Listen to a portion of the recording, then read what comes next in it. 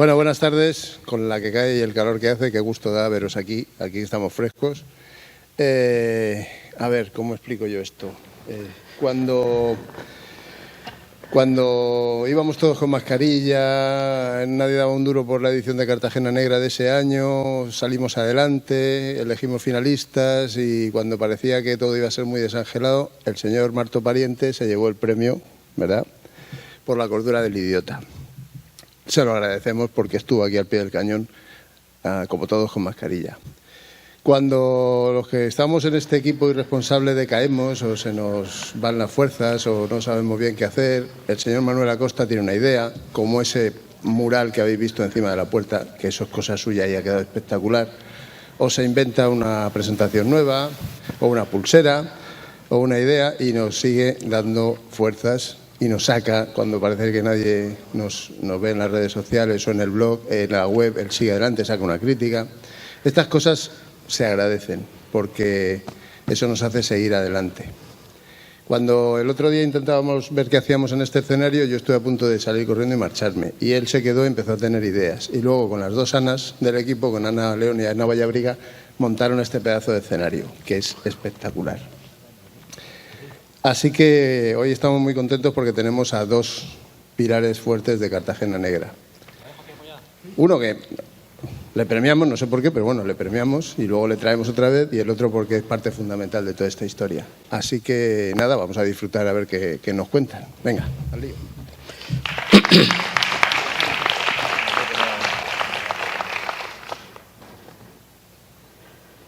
Bueno, buenas tardes. Yo, como siempre digo, y me gusta empezar siempre diciendo, dando las gracias. Primero, por haber elegido una actividad cultural para un viernes por la tarde y, por supuesto, que ha sido la nuestra. Este año el Cartagena Negra nos ha salido casi sin quererlo el Cartagena Negra de los ganadores. Y os digo por qué. El primer día, cuando el premio Icue Negro, tuvimos como público a Mar Moreno, que ganó el año pasado, y a Javier Marín, que ganó hace 2 años, que vinieron a ver a los 4 finalistas y al ganador de este año. Hace 2 días tuvimos aquí a Rafa Melero, que ganó el premio Novela Negra Cartagena Negra en 2017. Ayer tuvimos la suerte de tener también a Paco Bescós y hoy contamos con Marto Pariente, que por fin le ponemos cara, porque además aquí vino un señor con una mascarilla, le dimos un premio y realmente no sabíamos quién era. O sea que nos ha salido a las jornadas de los ganadores. Marto, bienvenido a Cartagena Negra de nuevo. Muchísimas gracias. Sabes que teníamos muchas ganas de tenerte por aquí, que es un placer recibirte en esta casa. No voy a hacer una reseña de tu trayectoria porque creo que a estas alturas no es necesaria. Sí contar que tu primer libro era Una bala para Riley, con la que comienzas un poco a tener un poco de nombre en esto de la novela negra. Eso empieza como un hobby, la verdad. Sí. Empieza como un hobby, lo típico, mandas la novela a 20.000 editoriales, había así por haber, no te contestan, y bueno, pues vamos a autopublicar a ver qué tal. Y la verdad que funcionó, para mi sorpresa, funcionó muy bien. Y dentro de que es una novela que yo ahora mismo, hoy por hoy, la releo, ¿no?, y le echo un vistazo y la veo con cierto pudor, ¿no?, porque también vas cogiendo más herramientas y vas ¿no?, trabajando más el oficio. Pero la verdad que tengo mucho cariño porque me abrió, la verdad, muchas puertas. Muy contento. Bueno, y aprovecho hoy para daros las gracias a todos por venir. Me hace muchísima ilusión que estéis aquí con nosotros y sobre todo daros las gracias a todos los que integráis Cartagena Negra, pues sabéis que me siento con vosotros como en casa. Bueno, esa es la intención nuestra. Me encanta venir aquí. Bueno, pues después de Una bala para Riley llegaste con La cordura del idiota, dando un pisotón fuerte y así fue que te llevaste el premio Cartagena Negra y con el que fuiste además finalista del premio Tormo Negro, del Pata Negra de Salamanca y ganador del Cartagena Negra. Y ahora, tras un largo paréntesis ahí entre la época pandémica, que ya parece que vemos un poco lejana, sí, vuelves con Las horas crueles, que la gente está catalogando con esto de las etiquetas como un country noir que vuelve a ponerte como punta de lanza en la novela negra española.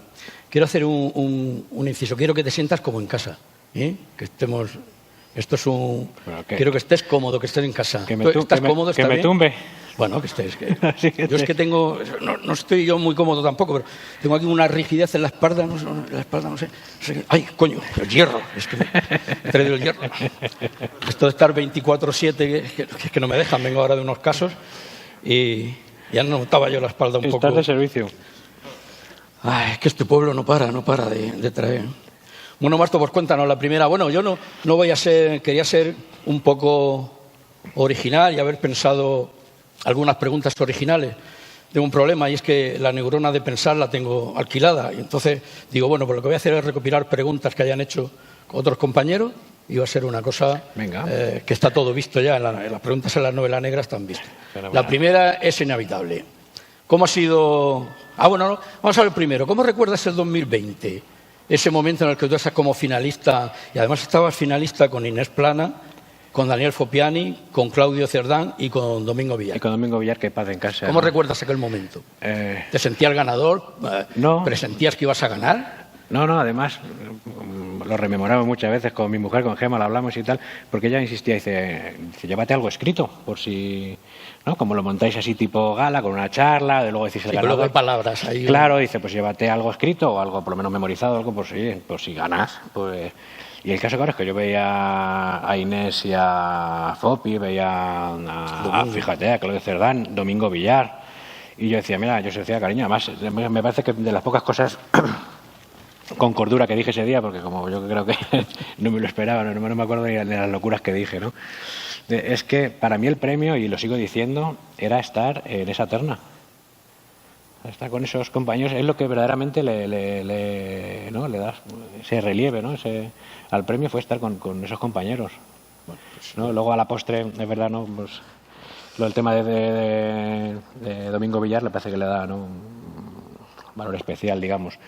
Pero sí, la verdad que esa gala en concreto es uno de los recuerdos posiblemente más bonitos de mi vida. Y eso que además teníamos el tema pandémico, que íbamos con las mascarillas, que estábamos todos un poco como más comedidos y demás, pero bueno, yo sí lo recuerdo, lo recuerdo también especialmente con mucho cariño. Sí, además... Pues fue una edición estuvo con mucho nivel también. Todas lo son, pero en ese caso había... Sí, por lo menos muy sentida, porque luego también es verdad que en muchos festivales, ¿verdad?, se cerró casi todo, y lo estábamos hablando antes, y hubo ahí un impasse en septiembre... que nosotros tuvimos la suerte de que justo en la época donde se celebraba el festival se abrió un poco y ahí entramos nosotros. La verdad que no tuvimos ningún incidente, la verdad era cuando nos cogían nombres y demás, no hubo ningún incidente que supiéramos y la verdad que por ahí nos salvamos un poco. Así que fenomenal. Bueno, lo he dicho, que yo creerme cuando digo que me siento como en mi casa, entre amigos.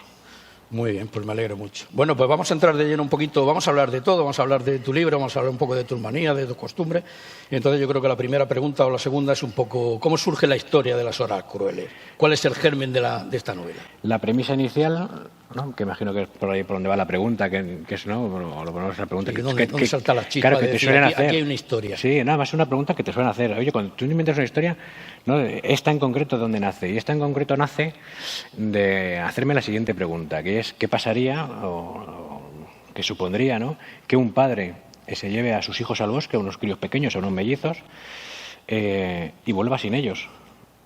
Y para más Inri, el tío dice que no recuerda qué ha ocurrido, que no sabe qué ha pasado con sus hijos, que no recuerda nada. Claro, poco menos que lo que ocurre en la novela, que se acaba condenado, claro, por la desaparición de sus hijos, porque sus hijos no aparecen. La historia en realidad comienza 30 años después, cuando este señor sale de prisión, y él que es el primero interesado en recordar o averiguar qué pasó con sus hijos. Hasta él mismo duda de si es culpable de algo, ¿no? Y entonces esa era digamos, el germen, ¿no? Y luego, digamos, pues todas las preguntas, digamos, las ideas, ¿no?, estas moscas cojoneras que llamo yo, que orbitan alrededor, ¿no?, de las historias. En este caso es, por ejemplo, el que estamos hartos de verlo, digamos, cuando a la gente se le juzga de antemano, mediáticamente. Sí, los ¿no?, juicios mediáticos que ya te señalan y ya encauzan un tema y es muy difícil salir de ahí. Claro, es como todo, depende cómo te vendan la historia, ¿no? Pues en este caso es un padre que se lleva a sus hijos al bosque y el gacho dice que no acuerda qué se ha hecho con los críos. Pues depende cómo te vendan esa historia, de antemano ese tío es culpable. en eso, como en la corrupción, como en el fútbol, que ahora estamos con el presidente de la federación, como estamos con... Entonces, bueno, pues se montan juicios paralelos y la presunción de inocencia hace que no sirve de nada, ¿no? En este caso poco importa porque es verdad que este señor al final es condenado de cara a la justicia, independientemente de si lo hizo o no lo hizo. Sí, bueno, de cara a la justicia es culpable. Empieza la novela con que ya ha cumplido Correcto. Condena, o sea que... Y ese es, digamos, que es el germen y una de las preguntas inquietantes que yo me hacía, ¿no?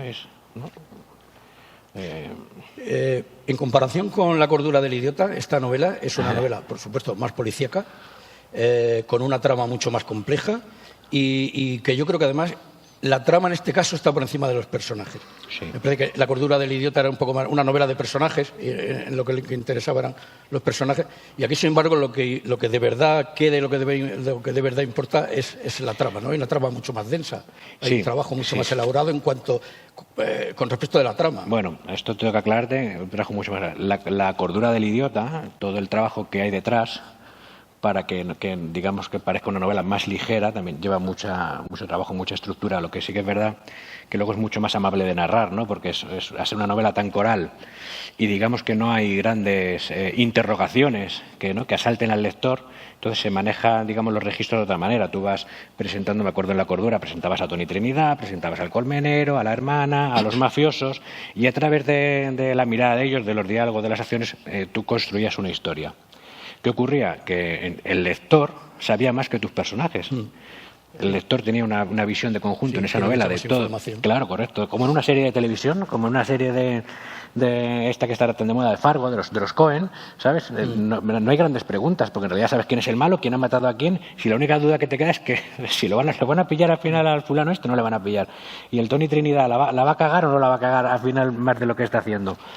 Y sin embargo, para Las horas crueles, y tuve que hacer un ejercicio porque no lo había hecho nunca, que era el construir una gran interrogación al principio de la narración y que esa interrogación acompañase al lector desde la primera página hasta la última. Por lo tanto, estaban en igualdad de condiciones con los personajes. Claro, ¿qué pasa? Que la trama, por supuesto, se sitúa por encima de los personajes en este tipo de historia. No puedes integrarlos hasta que tú la trama la tengas bien trabajada, porque claro, si no se puede ir escurriendo, como muchas veces, no sé si lo has escuchado en algún comentario que hace algún compañero. Joder, estaba escribiendo una historia, llevaba 100 páginas y se me ha muerto un tío, ya no sé. ¿Sabes? No te puede ocurrir porque sí es verdad que considero que es una trama compleja, entonces digamos que ese tipo de fallas estructurales nos harían volver a reiniciar todo el trabajo, ¿no? Entonces sí, para mí esto fue una prueba de fuego dentro de que sigo manejando los mismos registros de personajes y el mismo estilo, pero digamos que la historia, la construcción, la trama y la forma de llevarla a cabo fue muy diferente. Desde las primeras páginas nos llevas a los lectores a ponernos en el lado del monstruo, que es algo que no suele ocurrir. ¿Qué intención hay en poner al lector en el lado de Tomás Moreda? Bueno, eso es una pregunta. No sé si habéis visto la serie o la película de Watchmen, no sé si la habéis visto, de superhéroes, ¿no? Que se hace una pregunta que es ¿quién vigila a los vigilantes? ¿No? Pues partiendo de esa premisa, una de las preguntas que hablábamos antes, ¿no? A través de la idea principal te van surgiendo, ¿no?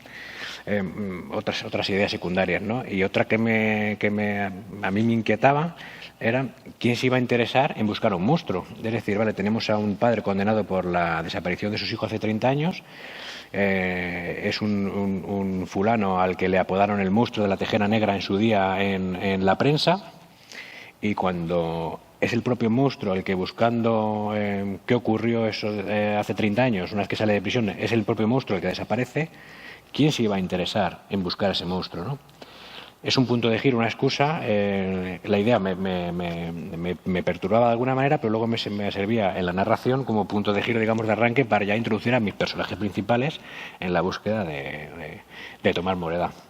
Y además lo hace de una manera sin concesiones ni remilgos.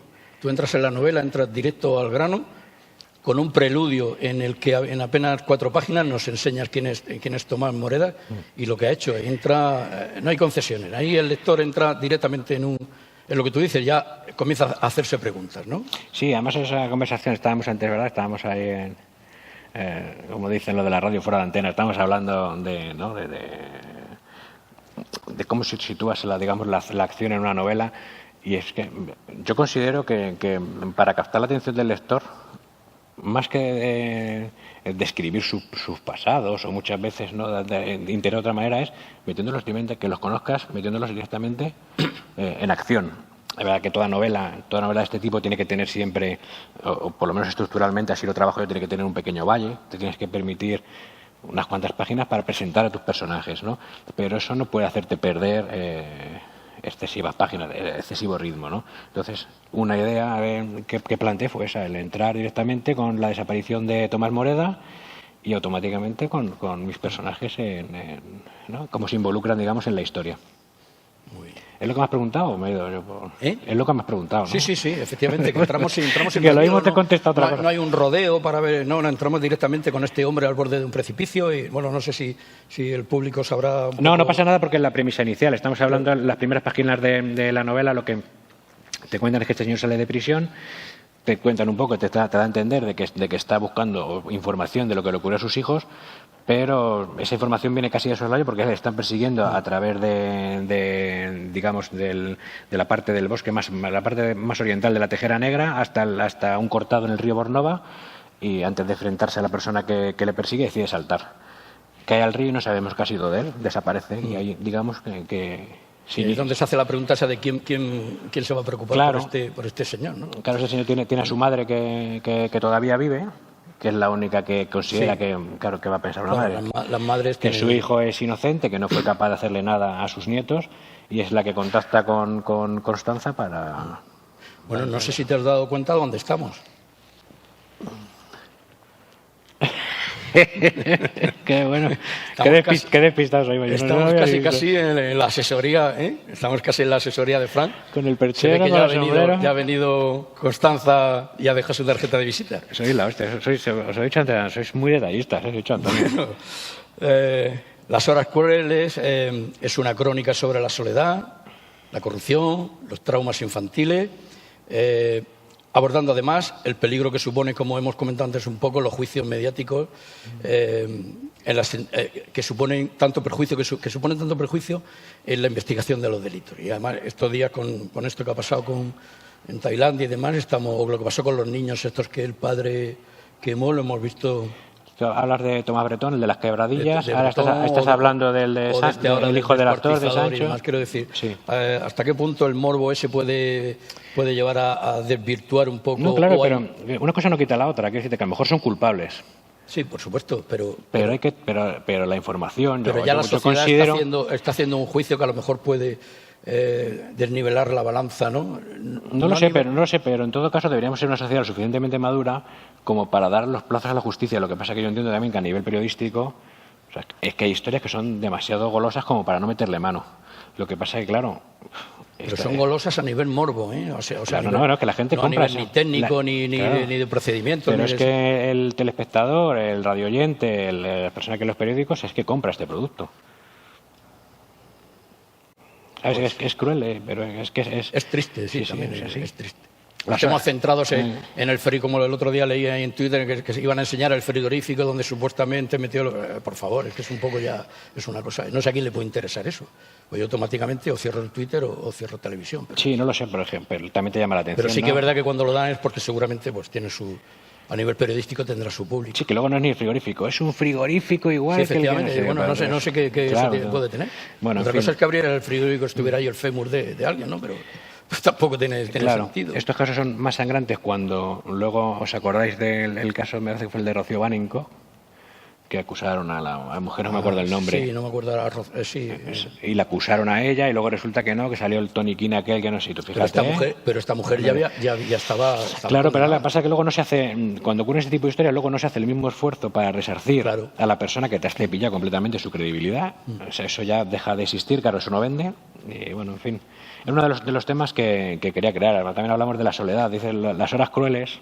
Os tengo que contar, el título está basado en los versos de un poema. ¿Lo tenías por ahí preparado? Ay, perdona. Que yo he estado investigando y me he dado cuenta. No, que pensaba que iba todo integrado en la misma pregunta. Puedes contarlo porque luego lo tengo yo por ahí, pero bueno, sí. Puedes contar. Bueno, pues os cuento. El título de Las horas crueles, bueno, yo que con los títulos siempre tengo muchos problemas. Nunca se queda definitivamente. El título que le pongo provisional a las novelas nunca se ha quedado, ¿sabes? Va surgiendo a lo largo de la narración o quizá como en este caso al final. La cordura del idiota también es de un verso de una... Eso no lo sabía. Sí, hombre, de Antonio Machado, Un loco. Sí, el poema es Un loco, de Antonio Machado. Este sí estuve buscando cuando me encargaron esta investigación hace un par de meses y topé con un poema.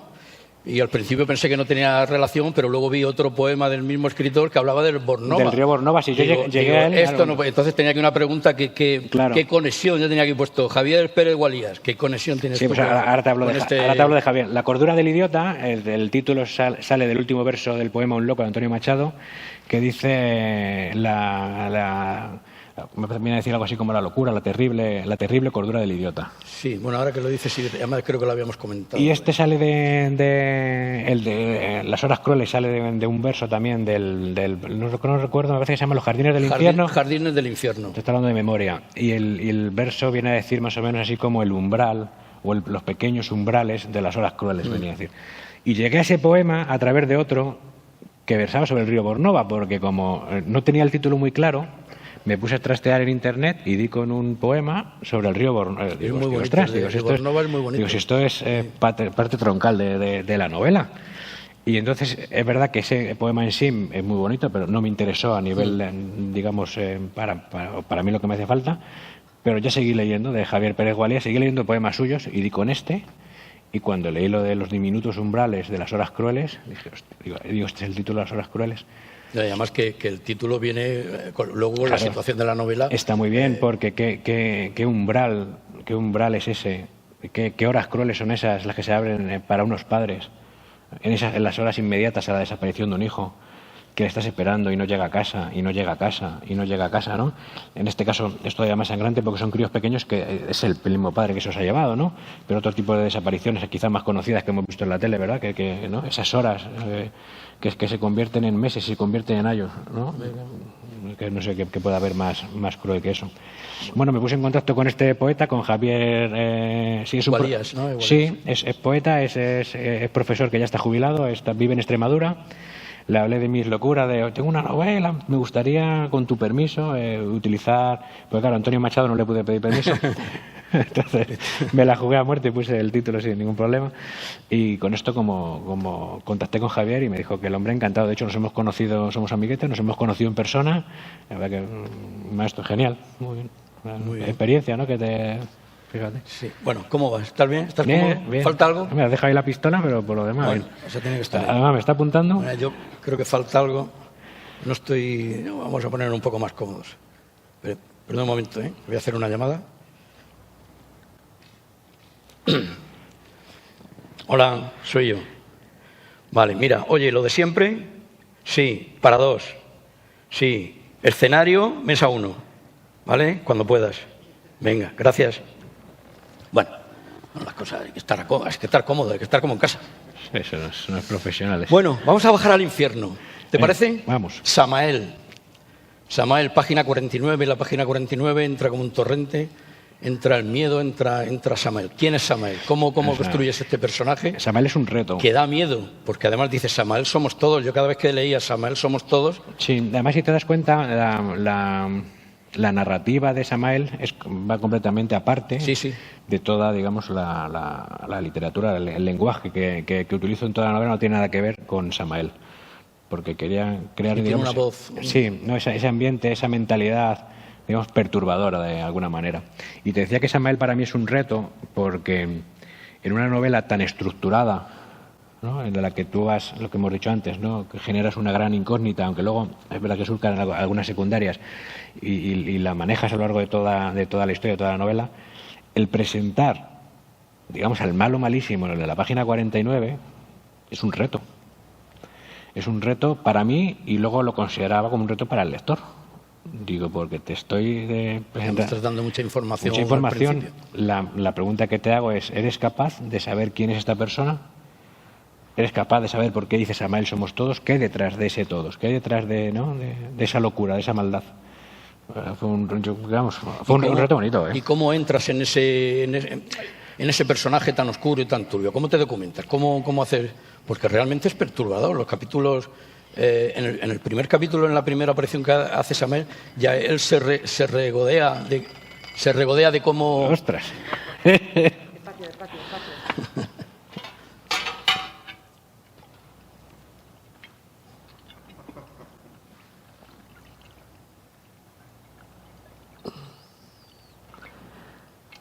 Muchas gracias, mucho.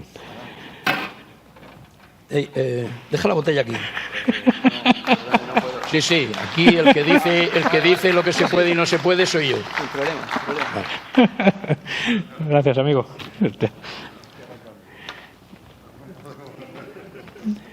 Mira dónde estamos ahora.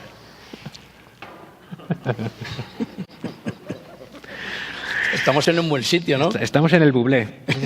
En el cartel en el Bublé pone, esto es un bar de copa serio. En el sentido de que no le pidas un café al barman porque... ¿Qué me estás pidiendo? La intención es que estés cómodo. Sí, muy cómodo. Bueno, escucha, esto es... Muy cómodo. Bueno, salud. No bebo mucho, ¿eh? Bueno, estábamos con Samael y con la construcción de ese personaje tan inquietante y bueno, que es el personaje no principal, pero sí es el... Me gustó mucho escribirlo porque quizá no se aprecie, ¿no? Porque toda la novela está escrita en tercera persona. En La cordura del idiota, sabes que trabajé la primera persona, la segunda persona y la tercera.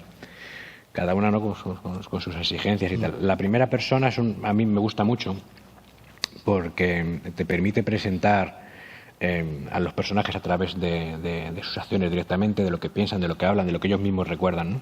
En esta novela no tenía esa capacidad.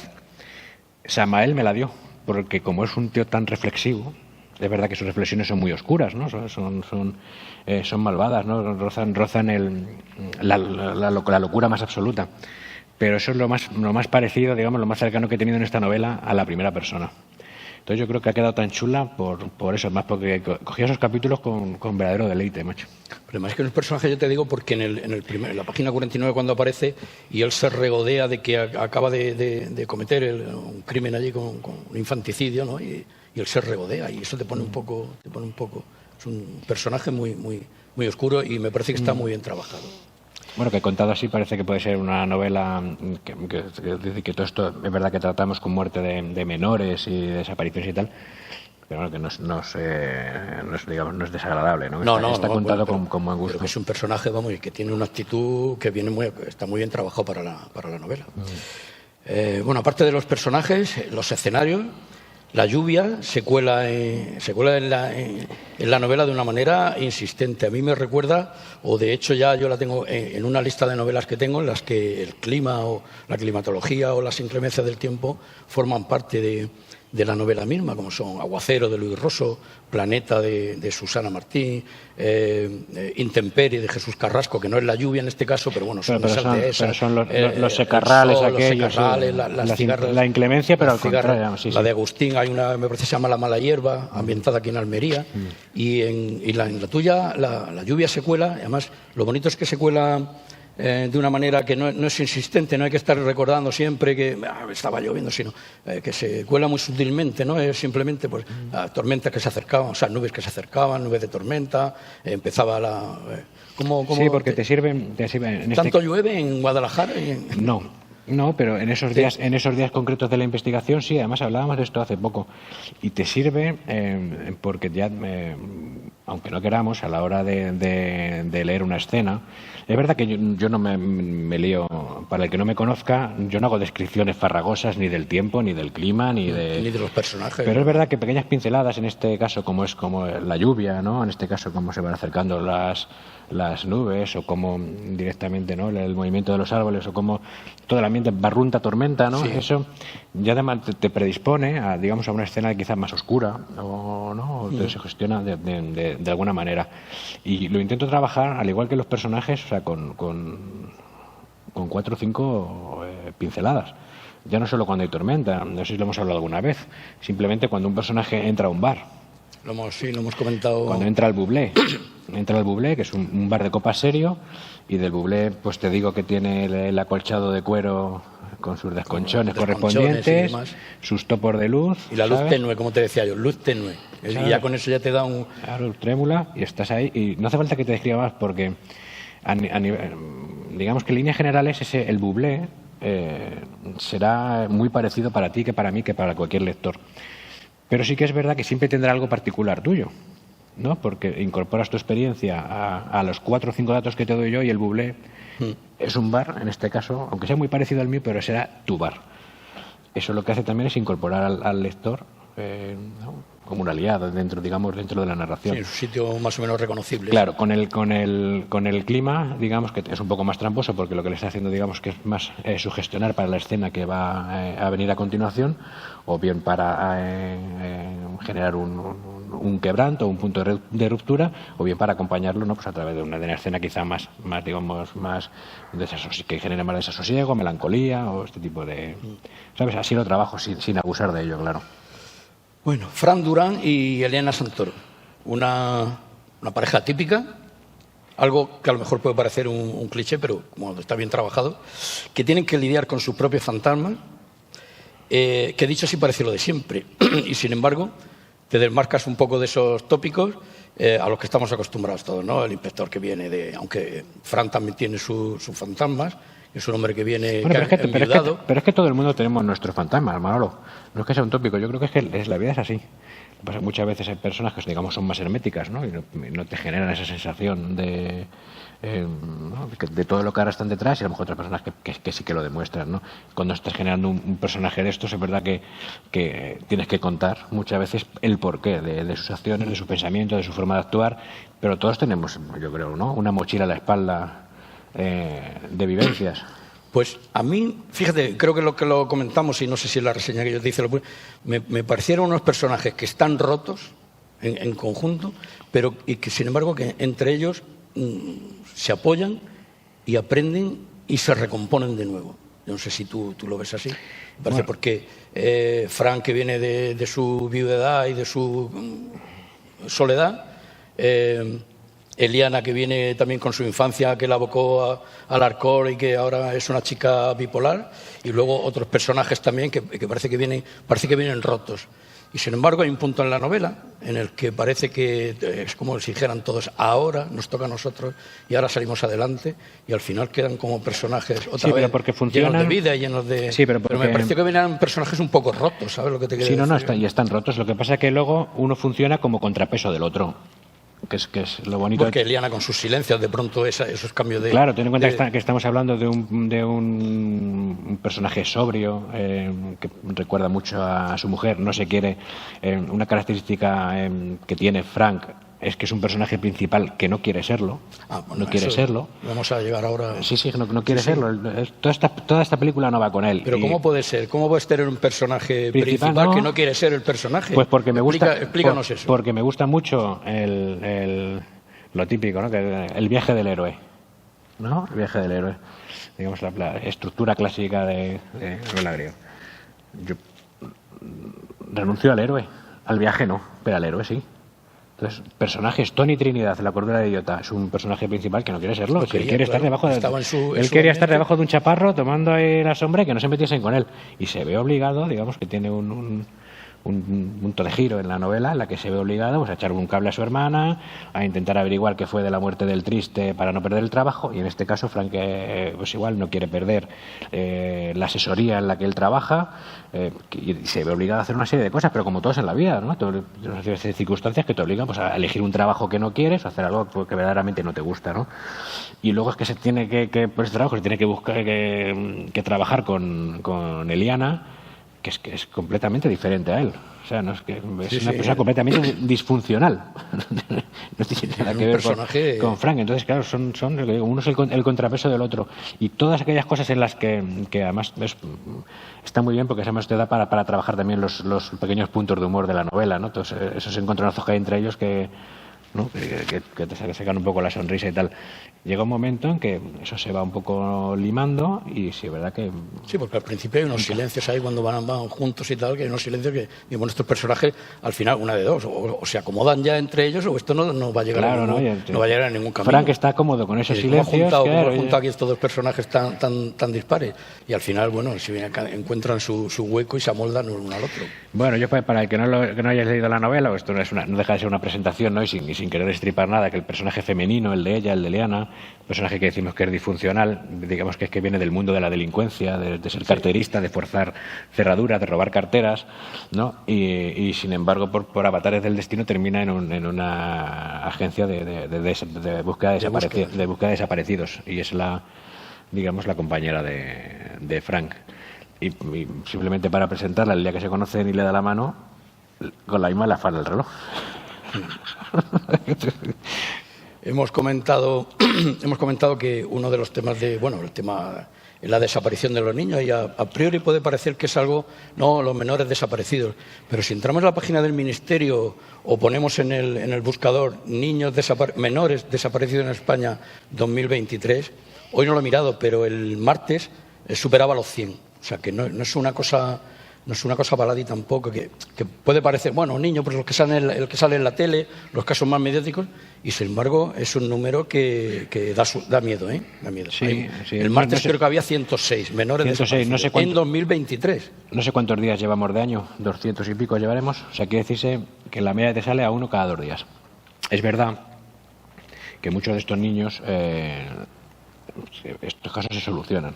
Una cosa es que te pongan los datos de desapariciones y luego, digamos, los que se resuelven. Y se resuelve el 99%. Sí, pero que es una cifra que... No, que es una cifra que te pone los pelos del punta. Sí.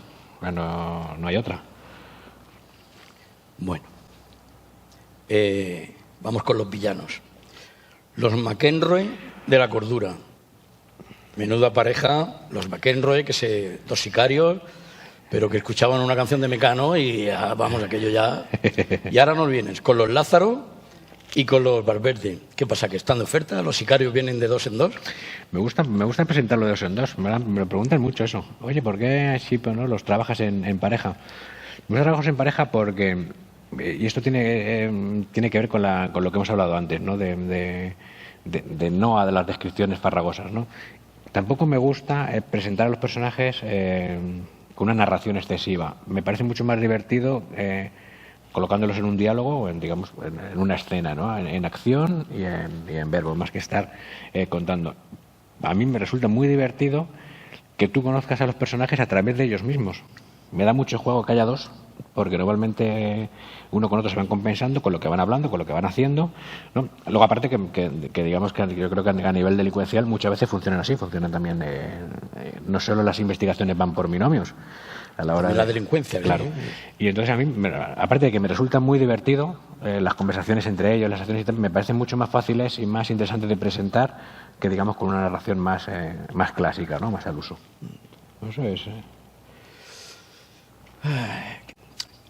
Al hilo de los sicarios, que son los personajes que deberían ser, o bueno, son los personajes un poco más fuertes o más oscuros.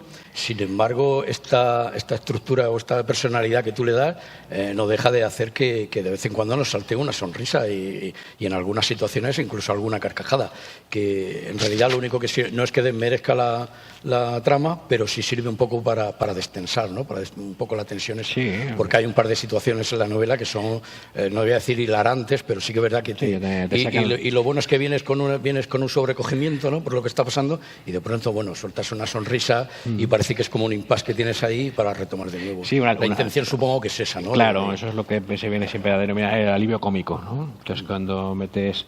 Es verdad que no puedes abusar de ello y más en una trama, digamos, tan grave, ¿no? Como hacemos nosotros aquí, ¿no? ¿Qué tal? Bueno. Claro, ¿no? A ver, te presentas aquí delante de un público, pues estás un poco nervioso, ¿no? En mi caso, pues oye, no estoy acostumbrado pues, a hablar en público, pues te faltan tablas y tal, pues como es la forma más pues, de romper un poco el hielo, pues empiezas a alguna bromeja, alguna historia, ¿no?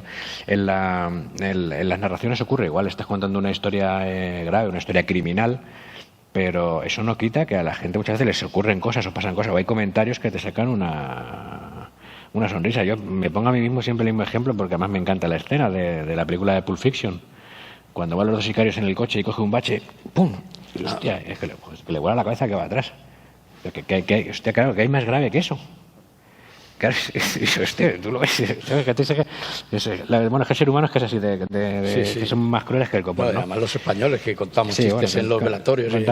Bueno, eso es una cosa que siempre aludo, que tú vas a un... A mí me ha pasado, ¿eh? Siempre el típico que te cuenta un chiste bueno, muy bien. Sí, pues es eso, ¿sabes? Sí, es verdad que tiene mucho menos humor, que hay que decir que tiene menos humor que la cordura del idiota, porque también es que el personaje de Tony Trinidad se prestaba mucho a ello.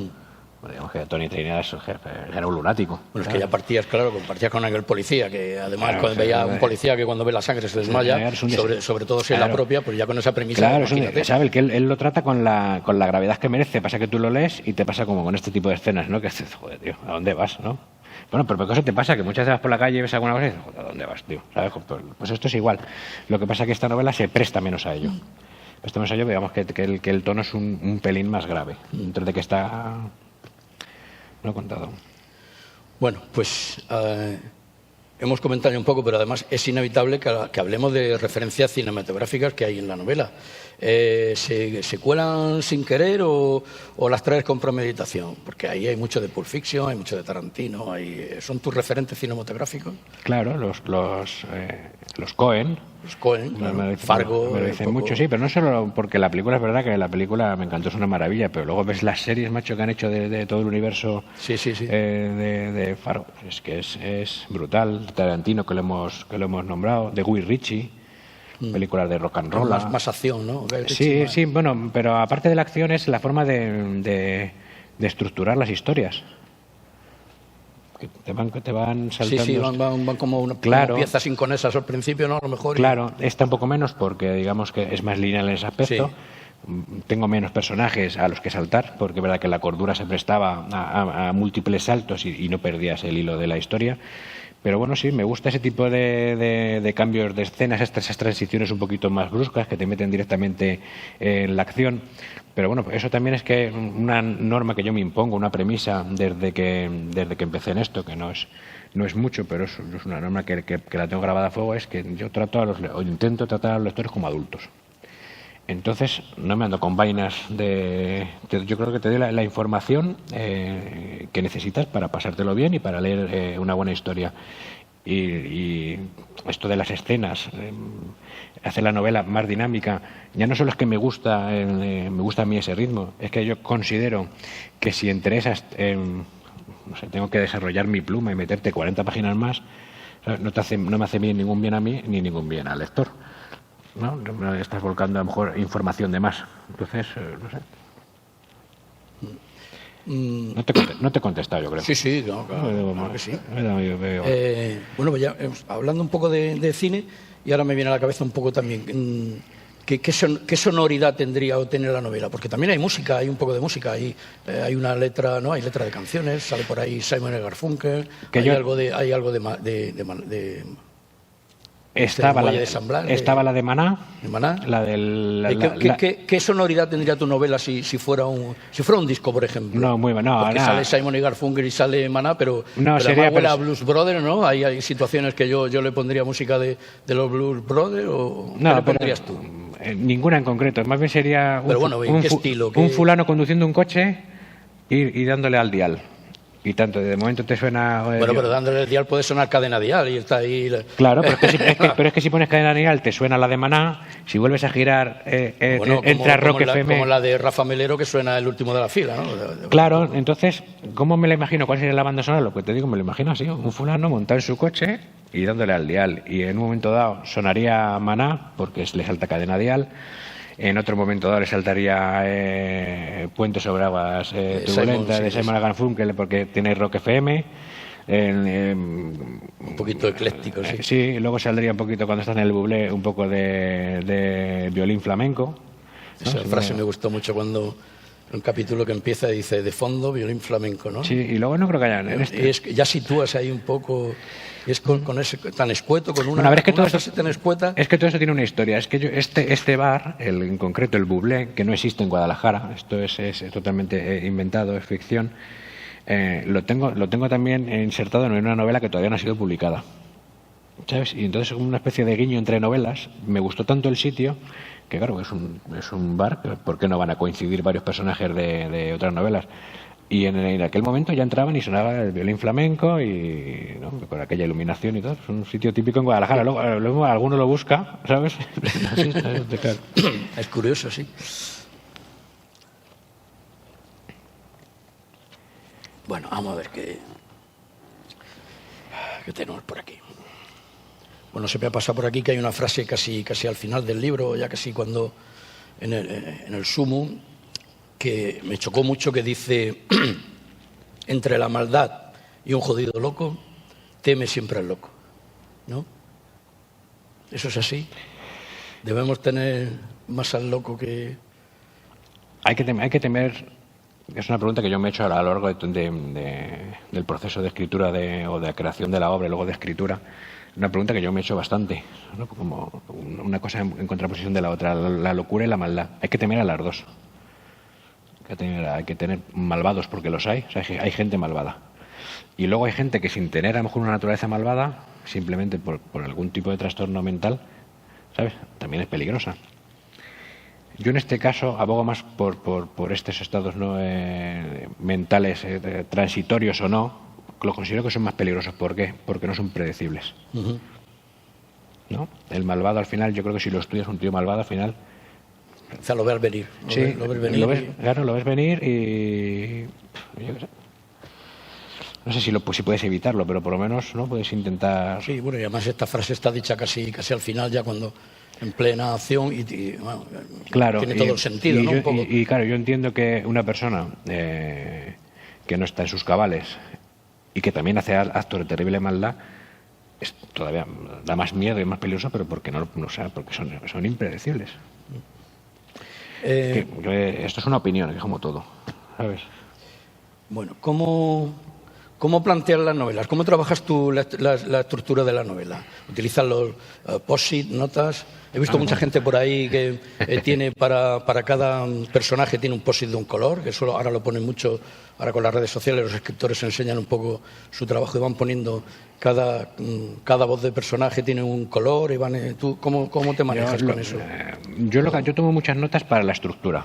Soy un obsesionado de la estructura de la novela.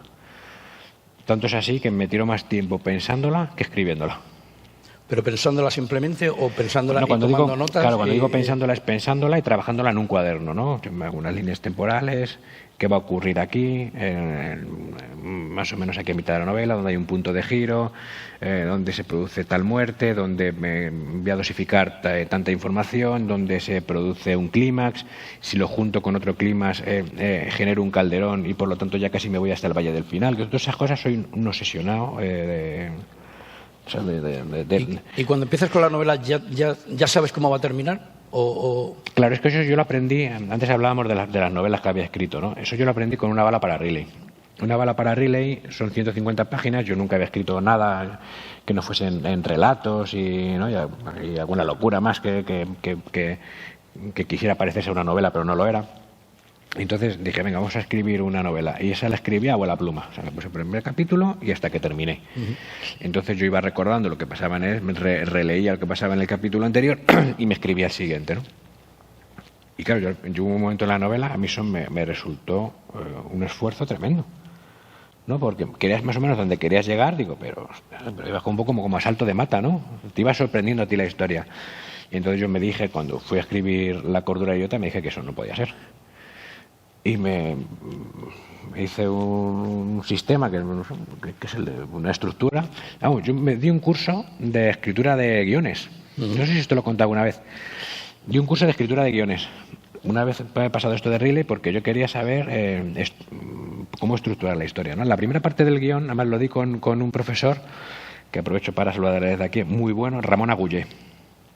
El curso formaba que se componía en dos partes. La primera, que era totalmente de estructura y de narrativa de un guión cinematográfico, y luego la segunda, digamos, que era más tema de cine, ¿no?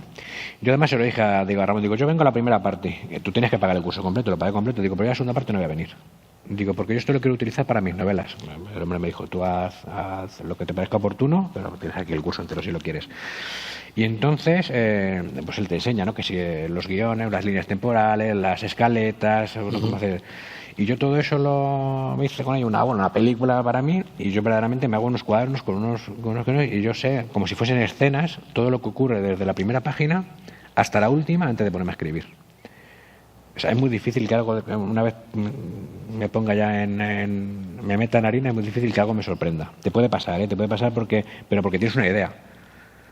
Y si no es, digamos, que no te obliga a trabajar, a volver atrás estructuralmente, la suelo incluir, pero lo tengo casi todo.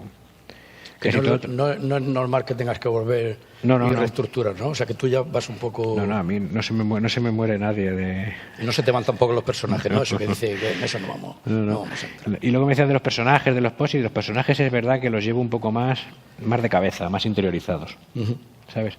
Como si tuvieses la voz de los Lázaro y tuvieses la voz de Frank, la voz de Eliana, cuando estaba con la cordura, el colmenero, los McEnroe, ¿no? Es como si tuvieses...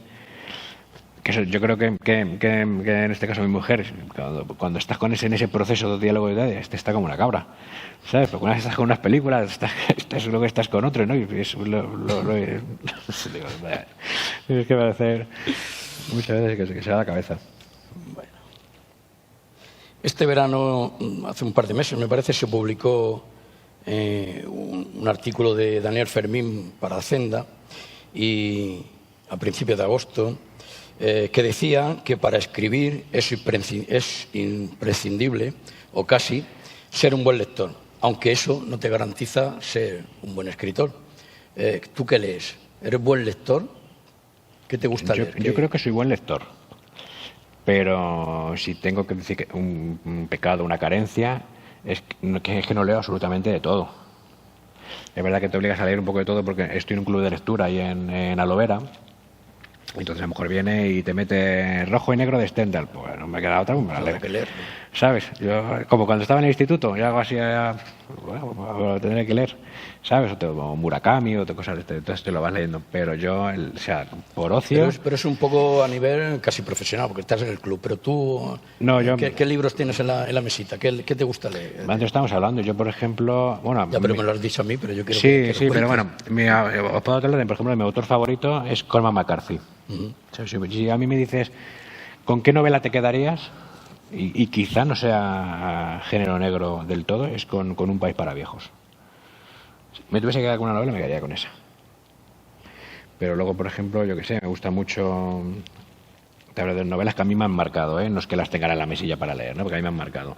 A mí me marcó mucho en su momento Un diamante al rojo vivo, de Westlake. No sé si la me suena el título, pero... Joder, pues muy divertida. Así a bote pronto lo relaciona con una película, ¿no? Eso es del robo de una joya. Y esto te cuenta... ¿Has visto la peli Once Eleven? ¿De Robert Redford? ¿Hay una película de Robert Redford? Yo no sé si han hecho peli. ¿Han hecho peli? ¿No? Mira, Charo se lo sabe. Pero sí conoce la novela, Charo. El robo de la joya, y a mí me recuerda a la peli de Once Eleven, ¿no? Que es ese tipo de historia que es muy coral, son un grupo de atracadores, y me pareció, o sea, una novela súper divertida, que es el mismo autor, Wesley, que es el mismo autor que de Parker, que se te sonará más, que se tiene varias versiones, sí. De Stahan, y luego más antigua de Mel Gibson. Me gusta James Sallis, que es el de Driver. Me gusta James Crumley, el último buen beso. Dime algún nacional, que me gusta, estos días han pasado por aquí un montón. Ya lo sé, no, por eso te digo que no... Dime algún contemporáneo, ¿sabes? Más que nada por quedar bien un poco con ellos. No, que tengo carencia. Pues mira, te puedo decir una que me encantó, la de Carlos Augusto, la de No quedan junglas a donde regresar. Pero porque también es de un corte muy parecido a lo que yo busco. Estamos hablando también de las novelas de Jim Thompson. Cada vez me cuesta, ¿verdad? Porque te vas quedando sin... Me cuesta más encontrar exactamente y lees un poco. De lo que es novela negra sí que vas tocando a varios autores, ¿no? Pues échale un vistazo a todo lo que está publicando la editorial Sajalín. No sé si la conocéis. Pues tengo en casa... Joder, qué malo soy, espérate. Está publicando... Tengo la de Noche Cerrada, creo que es de esa, de Chris Offutt, ¿no? Y... ¿Cuál es la otra, Charo? Tengo la de Noche Cerrada... Sí, tengo los dos. y Chris Offutt es muy bueno, ¿eh? Bueno, y es contemporáneo. Que sí, pero bueno, que están publicando una colección fantástica, ¿eh? Yo tengo 2 o 3. Bueno, pues ese más o menos es... Hay mucha americana también ahí, o sea que es... Sí, bueno, pero que más o menos me preguntas por lo que a mí verdaderamente me gusta, es en mi rollo, ¿sabes? Ese es lo que a mí me encanta. Luego es verdad que te coge novelas de Nacionales, de Edu, de Carlos Basas, que también va a venir, o de Paco Gómez Escribano, de Natalia, yo me las leo con disfrute, ¿sabes? Con Rafa Melero, que estuvo hace poco, que está por aquí también con Rafa Guerrero. Sí. Melero salió con... Sí, que ha escrito la última de Sonia. Mañana lo tenemos en una mesa presentando. Claro, y entonces yo los leo con deleite, ¿sabes? Lo que pasa es que si luego a mí me preguntas sin confianza, Marto, digo, mucho me gusta, pero luego ¿cuál es tu rollo? El rollo es el otro. Sí, la verdad es que tú tienes un nicho en el que casi estás solo, casi. Ese rural noir que ahora la ha llamado... No, yo creo que va. Sí, a nivel nacional, yo no, ahora mismo... Tenemos las novelas kinky, tenemos las novelas tal, novelas... No, pero autores no es así, Manolo. Que autores que se llevan, en lo que es hablando del tema rural, que se llevan ya, digamos, la acción afuera de las ciudades. Bueno, sí, eso sí, porque los escenarios han cambiado. Antes la novela negra era los bajos fondos de las grandes ciudades, era Los Ángeles, era Chicago, era el barrio rojo y tal, y ahora eso ya lo hemos hablado otras veces, eso ha cambiado totalmente y ahora las cosas pasan donde De hecho, tenía por aquí una pregunta porque hay en el libro de Tony Hill, que lo tuvimos aquí el otro día. Joder, le vi en las fotos, no le conozco en persona, me habría hecho ilusión conocerle, fíjate. Es un tío majísimo. Pues en su libro El último verdugo hay una frase cuando la policía va allí a interrogar a una de las... a la mujer de uno de los fallecidos, y esta mujer en el shock de descubrir, que su marido, ya lo sabía, pero que había muerto, le dice al policía, lo tengo apuntado por aquí, dice, aquí antes no pasaban estas cosas.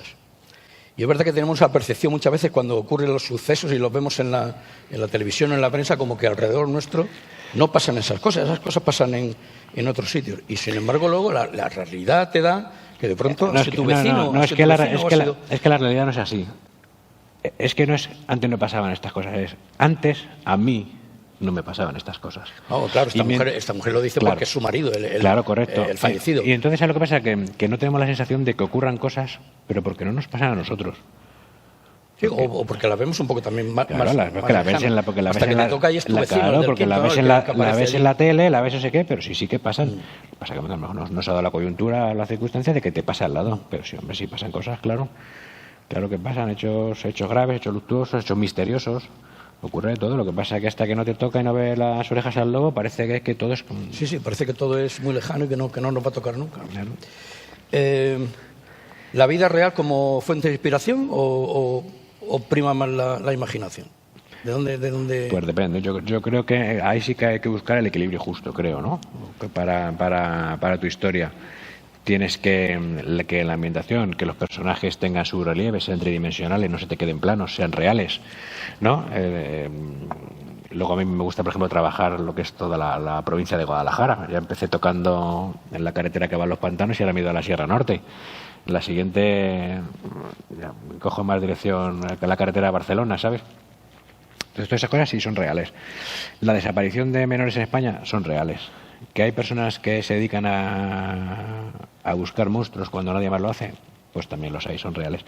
Lo que pasa es que luego tienes que ficcionar mucho, tanto a la hora de crear una trama, a la hora de investigación y luego pues, a la hora de vincular un hecho. Me preguntaban, oye, ¿es verdad que desaparecen tantos niños en la Tejera Negra?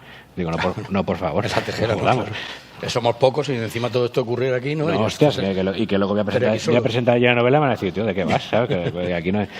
O sea, quiero decir, pues pasarán cosas, pues pero con un ratio normalizado, como pasan en todos los sitios. Lo que pasa que, tú estás creando una obra de ficción y de hecho lo pone en la novela, y luego muchas cosas que sí que verá que te basas. Por ejemplo, la caída del cauce del Bornova, toda esa zona, la parte de Yende la Encina, el río Bornova va a parar al Alcorlo. El Alcorlo es un embalse artificial que se crearon porque se destruyó un pueblo entero y de estos que hizo Franco y se inundaron. Lo inundaron. Entonces todo eso es real, existe. Eso está bañado de minas de plata. En la novela aparece una mina, la mina de la Mala Noche, que eso existe, eso es real. Es verdad que yo me he tomado la licencia pues de acercarla un poco más al río, ¿no? Pues por intereses, digamos, de trama y de tal, pero son sitios reales que existen. Y luego tienes que lo que hablamos, por ejemplo, siempre que vas a crear una historia policíaca, yo en este caso no trabajo con policías, ¿no? Con fuerzas y cuerpos de seguridad, pero si vas a crear una historia de policías, tienes que ficcionar. Porque si no, ficcionar, si quieres crear una novela de intriga, un thriller, una novela policíaca de misterio, si quieres crear una novela procedimental, haces como, ¿cómo se llama? Charo, el de Wire, el del Corner, David Simon, que te escribe novelas, si es que me has leído, pero no me acuerdo de los nombres, entonces yo agradezco que vengas siempre porque... Homicidio... Claro, entonces, ¿qué pasa? Que son novelas procedimentales. O sea, te dice cómo trabaja verdaderamente, no sé si es la policía de Boston, es que no recuerdo, de Nueva York, no me acuerdo dónde es, de Baltimore. Claro, no, está bien. Está bien, ¿no? Pero son novelas que a determinadas personas que buscan a lo mejor el investigar un crimen, esa novela les puede aburrir. Si tú narras verdaderamente cómo trabaja la Policía Nacional o cómo trabaja la Policía Judicial de la Guardia Civil o de la Policía, o sea, puede llegar a ser aburrido los tipos de seguimiento, de investigación, entonces todo eso hay que ficcionarlo. Entonces yo creo que lo que tú preguntabas, entre realidad y ficción, yo creo que hay que tener un equilibrio y hay que tener a Charo por ahí sentado. A ver cuándo nos sorprende Charo y sorprende con una novela y que te sentemos aquí. No aceptas el... Bueno, Marto, desde que tú tienes desde la idea primigenia de la novela hasta que está publicada, ¿hay un gran cambio o vas directo? Quiero decir, no me refiero a que si los personajes a lo mejor en un momento dado pueden tener más protagonismo o menos, sino te sales mucho de la idea a donde querías llegar. Quiero decir, ¿tú querías hablar de esto y has terminado hablando de otra cosa o querías poner una cosa? Bueno, ¿Hay mucho cambio entre que tienes la idea aquí en la cabeza hasta que está aquí en forma de libro? No es que sea mucho cambio. Que digas, coño, aquí yo quería haber hablado y me he desviado, que no es que sea ni mejor ni peor, sino pues la idea primera era hablar de una cosa y por circunstancias y por cosas que han venido después, ha terminado en otra cosa. Bueno, es que yo creo, pero eso te lo dirá cualquier autor, que tú lo que tienes es una nebulosa, ¿no? Una idea, pero no es tangible, digamos, no puedes, ¿no? Está ahí, pero no puedes agarrarla. Y entonces todo eso empiezas a trabajarlo en un cuaderno, cómo va funcionando, venga, pues va a ir ocurriendo esto, vas cogiendo unas cosas y echando otras, digamos que eso se va compactando de alguna manera, eso va cristalizando. Y entonces eso ya no hay más vuelta atrás. Quiero decirte, eso es una historia que tú tienes pensada la premisa inicial, la desaparición de menores. Pues a lo mejor es verdad que quizá en un principio pensases que el tema esto de los juicios mediáticos iba a tener más peso en la historia, pero luego te das cuenta que cuando verdaderamente te metes en harina y ves que lo importante ya no es tanto es el dolor que haya podido sentir el padre porque se le ha juzgado de antemano y se le ha condenado y tal, sino quizá el dolor más importante, que es el que aparece, es el de la madre de él. Uh-huh. ¿No? Que es el de que no va a volver a ver a sus nietos, dónde está, no sé si me explico. Entonces, esto, al principio tienes unas ideas pues como preconcebidas, pero es que no sé cómo explicarme. Yo creo que ocurre como con los prejuicios. ¿Sabes? Tienes como unas ideas y tal, y luego, oye, conoces a la gente, ¿sabes? Y entonces ya verdaderamente se va como colocando todo en su lugar y se queda todo, o yo creo por lo menos que se queda todo en su justa medida. Sí, pero me refiero también un poco de decir, bueno, una vez publicado que digas, ay, me dejé esto aquí, o me desvié del tema aquí y al final no puse esto y tal, quiero decir, no varía. Tú, por lo que me estás contando, vas haciendo una amalgama ahí, las vas sí, compactando, pero con ella llegas hasta el final. Pero dicho así puede parecer soberbia, puede parecer... No, soberbia en el sentido de que puede parecer que quieres hacer esto, joder, y eres tan bueno. Supongo que eso también es lo normal. Y eres tan bueno que lo haces, ¿no? Si en ese proceso, claro. Y al final te puede quedar la sensación de que querías hablar de una cosa, claro, y realmente luego digas, pues al final no hablé de esto, o dejé esto fuera. No, lo que pasa es que... La pregunta era un poco esa, si tienes esa sensación de decir, bueno, al final no he contado un poco lo que quería contar. Claro. Si me dices que no, es justo lo que se propone uno, ¿no? Claro, bueno, pero eso sería en a lo mejor que ya vas escribiendo 40 años, tú 30 novelas y eres un tío perfecto. No es mi caso, soy imperfecto y soy falible. Entonces, ¿qué me ocurre? Por ejemplo, quería hablar de lo que hemos dicho, ¿no? De los juicios estos mediáticos. Pues quizá a lo mejor una idea preconcebida que yo tenía es que la novela eso iba a tener más peso. Y luego te das cuenta de que no es así. Uh-huh. De que hay, digamos, otras ideas o trabajas otros conceptos más interesantes que se ajustan más a lo que tú quieres contar. Es verdad que, que eso está ahí, esa parte está ahí, pero no es tan importante. El duelo de Frank, ¿no? Las horas crueles no solo ya es por la pérdida de unos hijos, ¿no? También puede ser por la pérdida de una mujer, por la pérdida de la propia vida. Tenemos un personaje, el inspector Méndez, que es un cabroncete y tal, pero es un tío que tiene una enfermedad terminal. Entonces él se hace, ¿no? Se hace la pregunta imposible de responder de cómo será dejar de existir. ¿No? Pues se duerme vela esas horas por la noche haciéndose esa pregunta, también son horas crueles, ¿no? Entonces esto va cogiendo más peso y otras ideas que tenía preconcebidas al principio es verdad que a lo mejor se diluyen un poco más, ¿no? Siguen estando ahí, lo cual quiere decir que no somos perfectos, que vas trabajando las cosillas y al final te sale una buena historia porque la historia estaba ahí y va cristalizando y va cogiendo lo que yo considero que la enriquece más. Entonces al principio tienes una serie de lo que te digo, una idea demasiado general y luego va cristalizando, va concretando. ¿Has pensado en darle más vida a los protagonistas? ¿Hacer una trilogía, que es lo que parece? ¿A estos? ¿A estos o a Tony? A Tony Trinidad, que me lo ha preguntado antes Maribel, no, que me lo preguntan. Tiene un fondo, ¿no? Gustó mucho, sí, pero yo lo considero, fíjate, unos personajes cerrados, quiero decir, se le murió el triste, que es la historia que investiga, y su hermana se metió en temas criminales con el colmenero y lo resuelve. Sí.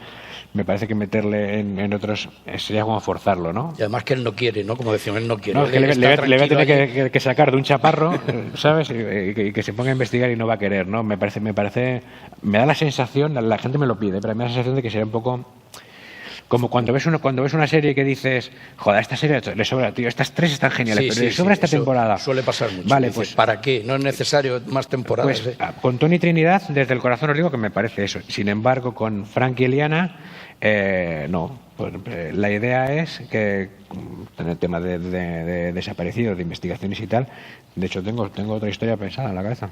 Pues, estupendo, estaremos atentos. No sé cómo vamos estupendamente. Cuando estás escribiendo, ¿piensas en los lectores? En el sentido de decir, he llevado al lector o lo voy a llevar por este camino y llega un punto en que diga, no puedo hacer esto al lector porque va a ser como engañarlo.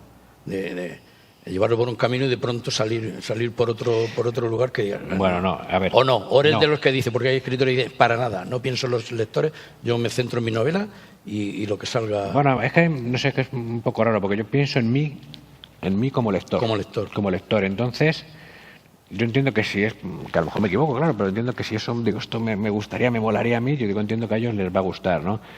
El tema que comentas tú, a lo mejor, que es un poquito más tramposo, ¿no? O sea, sí, que te lleva con unas expectativas, esto va a pasar, y de pronto ni me lo planteo. Se sacan un giro que no viene, que dices... Un Deus Ex Machina de manual, o no, yo me niego. Yo te lo vuelvo a decir, es una frase que repito mucho, o sea, yo trato a los lectores como adultos. Alguna vez me oye, Marto, en el final, porque no ha quedado suficientemente explicado, digo, sí, en realidad sí que está explicado. Está explicado porque se trabaja a lo largo de toda la relación. Es verdad que a lo mejor podría haber perdido un poquito más el tiempo y haberte metido 20 páginas más y haberlo hecho un poquito más papilla Sí, un poquito más masticado. Sí, a ver, que se me entienda, no digo sin acritud, que yo entiendo que a lo mejor, oye, a alguien le ha podido faltar 10 páginas más, ¿sabes? Pero entiendo que es que está en su medida justa. Algo más sería, o sea, algo de menos y luego sacármelo de la manga sería tramposo, y algo de más considero que es hormonar una novela artificialmente, a lo cual también me niego, ¿sabes? Es que soy muy maniático para este tipo de cosas. Maniático, ¿no? Sí, no sé. Bueno, me ha gustado mucho también, lo iba a comentar antes, la estructura de la novela. Empieza claro, con pensaba que iba a decir el whisky, digo, si no te la veo. Bueno, tú no le has dado, coño. Me ha gustado mucho la estructura, que empieza con un preludio, luego lleva unos interludios y luego lleva un epílogo y en medio lleva los capítulos. Es también muy musical, ¿no? Lo de el preludio y los interludios forma parte sobre todo de las obras musicales. Sí, de las obras de las... Los epílogos también son de las obras literarias, pero esa estructura de preludio, interludio y epílogo es muy propia de las óperas y de los grandes. Sí, bueno, pues una parte de la novela que me obligué o sea, me calenté en la cabeza a ver cómo la introducía, ¿no? Porque volvemos a lo mismo. Había determinadas historias, por ejemplo, del pasado de Samael, del pasado de Frank, en la cordura del idiota era todo mucho más fácil, porque como ibas saltando de un lado a otro, tanto dabas y saltabas un poco al pasado para contar un poco su infancia como si luego volvías, porque saltabas cada 2 o 3 páginas. Era una dinámica que ya llevaba en sí intrínseca la novela, ¿no? En esta no. Esta es, digamos, una novela mucho más, en ese aspecto, de un formato mucho más clásico, ¿no? Entonces digo, no quería perder tiempo en un capítulo entero, que eso yo me lo he encontrado en alguna narración y a mí personalmente no me gusta, pero porque, por lo que digo, igual que soy muy maniático para esto que te he contado antes, para el tema del ritmo también. Y entonces me calenté la cabeza y digo, ¿cómo puedo hacer esto pero que no pierda esa frescura, ese ritmo? Y entonces aproveché estos interludios, ¿sabes? Sí, porque en ellos es los que cuentas... Sí, pero ya lo has visto, son 2 páginas. Son 2 páginas, pero sí. Cosas que yo considero que son necesarias, que enriquecen la lectura, porque te está presentando al personaje en unas circunstancias que no tienen nada que ver con el tiempo real de la novela. Y me parece una forma muy interesante de presentar la novela. Bueno, pues yo creo que vamos a empezar una ronda de preguntas por si hay alguien entre el público que quiera preguntar algo, y si no, bueno, pues casi vamos. Todavía quedan aquí algunas cosas de las que podríamos hablar, pero prefiero seguro que hay alguien que está interesado en aprovechar. Mira, por allí ya tenemos... Espera, que os van a llevar el micro porque si no, no se oye. Como estamos también en Andalucía hay más gente de la que parecía, ¿eh? Por ahí. Qué bueno. Hola, buenas tardes. Oye, pues primero agradecerte que estés aquí. He leído aquí estoy. He leído tus novelas y son excelentes. Y quería preguntarte una cosa a nivel personal. Yo llevo escribiendo 10 años una novela que se llama Algoritmos y tienes de toques de ciencia ficción con género negro y no consigo terminar la estructura. ¿Qué consejo me darías? Bueno, consejo. Es que yo de todas formas, es una cosa que no me gusta nada, es el tema de hibridar géneros. Tú dices en este caso, me ha parecido entender, de ciencia ficción con género negro. Sí. Con género negro. Y, joder, a mí ya me resulta difícil, a mí personalmente, estructurar una novela solo de género negro, si ya tienes que mezclarla con ciencia ficción. Que hay gente que lo hace y además lo hace con solvencia. Yo tengo un amiguete, un maestro, Joe Álamo. Sí, ¿no? Joe Álamo es el de la trilogía de Tom Z. Stone, que mezcla la novela negra con los zombies. Y bueno, y te lee la novela. Un tocho así de gordo. No, pero porque son 3 novelas. Son 3 novelas. Son novelas. Y escucha, es una maravilla, ¿eh? Entonces, esto sería un poco como Atmósfera Cero, ¿no? La película aquella de Atmósfera Cero, que al final es como casi solo ante el peligro, pero con ciencia ficción por en medio.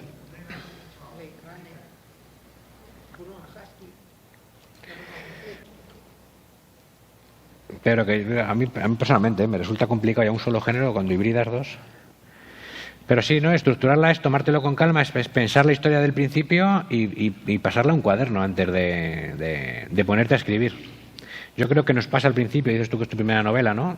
Me parece entender que nos pasa al principio que tenemos tanta ilusión por terminarla que nos lanzamos al vacío. Y normalmente cuando te lanzas al vacío, macho, es que te la pegas. Yo te lo digo porque a mí me ha pasado por experiencia. Porque llega un momento en que dices que no sé continuar. Entonces es mejor perder más tiempo al principio y que parte de la creatividad que tú desarrollas en una novela la hagas previamente antes de escribir y luego ya te sientes tranquilamente. Pero eso en este caso es como yo trabajo. Pues me consta por compañeros, y además compañeros que escriben muy bien y muy solvente, que lo hacen completamente al revés. Ellos tienen una idea y se ponen a escribir y es una novela perfecta, fenomenal. Yo, sin embargo, no es mi estilo. ¿Más? Me gustaría hacerte una pregunta un poco íntima.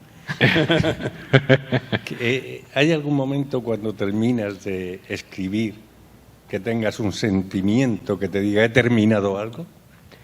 ¿Tengo una obra hecha? Yo creo que más que cuando la terminas es cuando la publicas. Y miento, tampoco es cuando la publicas, es cuando la ves en papel. Porque me da esa sensación de lo que era una idea, lo que hemos hablado antes. José era, ¿verdad? José, lo que hemos hablado antes de que todo lo que es una idea, ¿no? Que no está en ningún sitio, no se puede agarrar, ¿no? No se puede decir de ninguna manera.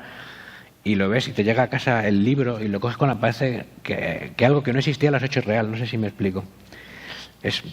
No sé, me acuerdo con la primera novela, vino el director de la película Divertimento, José García Hernández. La película Divertimento es esta que también transcurre en un teatro, que es trabaja Federico Lupi y Paco Raval, y se interesó en la primera novela, en Una bala para Riley. Entonces vino el director, vino con Tommy Ferreras, que es un director de fotografía, vino con Jorge Bosch, el actor, y grabaron una secuencia sobre la primera novela, que tú fíjate que yo te digo ahora que la veo con cierto pudor, ¿no? Y me pasó un poco eso, cuando lo ves a ellos, porque luego te pasan los vídeos que grabaron, que no existía y lo ves, la piel de gallina, ¿sabes? Eso es respecto a la obra, ¿no? Cuando la ves y la tienes, ¿verdad?, empacada en la mano y parece que toma forma, a mí es cuando más sensación me causa. Y cuando acaba la novela, ¿no? Cuando acaba la novela, yo creo que es una liberación, porque parece que no, pero escribir una novela, yo no sé, te lo pueden decir muchos compañeros que por aquí, pero escribir una novela pues te cuesta mucho trabajo, macho, y mucho sufrimiento y muchos madrugones, y porque una cosa es que yo tenga la estructura y sepa lo que te quiero contar, pero otra cosa es escribirlo. Y hay veces que por lo que sea, que te quedas atascado, porque no sé, porque te cuesta, ¿no? Porque hay un determinado párrafo, un determinado lance, algo que quieres contar, que tú sabes exactamente cómo lo quieres contar, pero por lo que sea, no somos perfectos y no sale, ¿no? Y entonces es un sufrimiento y tal, y luego, luego la vida continúa, ¿no? Pues tenemos hijos, pues tenemos familia, tenemos trabajos, entonces no escribes a lo mejor quizá el ritmo que quisieras, otro día tienes que parar porque, oye, pues porque el mayor juega al fútbol, el pequeño tiene atletismo, oye, pues mi mujer también tiene sus actividades y entonces te vas repartiendo, ¿no? Y no sé, es decir, que al final no llevas a... Entonces, a mí para esa acabarla me da como... Ya, hasta aquí. Bueno, ¿alguna pregunta más o...? Bueno, por ahí. Adiós. Yo, para terminar, quisiera que contase a todos los que han venido a escucharte que la novela que ganó aquí el premio, Cartagena Negra, tiene una noticia más sobre esa novela. Ah, es verdad. Hay gente de mi mujer en todo, que si lo pillo no cuento. A ver si me ha fallado la investigación aquí. Sí, es verdad. Pues tengo una noticia que dar. Pues yo creo que ya la he dicho. Que salimos traducidos al francés, con La cordura del idiota. Bueno, Charo sí lo sabe. Y sí, en la serie... Sí. Serie Noire, ¿no? ¿Cómo se dice, Charo? Soy un poco paleto. Sí, es el top en Francia, ¿no? Es... Ah, pues... Es como que te pongan una estrella en el Salón de la Fama de Hollywood, pues eso. Bueno. No sabía yo que era... Qué alegría. No sabía yo que era tanto eso, me lo he dejado ahí. Digo, ostras. Bueno, esa era... Gracias. Guay. Es verdad que quería contarlo, pero luego pues, se me pasa. Es una primicia. Bueno, pues muchas gracias por haber atendido a la charla y deciros que las novelas están fuera. Y como decía ayer Pilar, una novela es una novela, pero una novela firmada por el autor es algo más. Así que, Marto, muchas gracias. Nada, vosotros por invitarme, gracias. Ha estado genial, ¿eh? Qué bueno, vaya.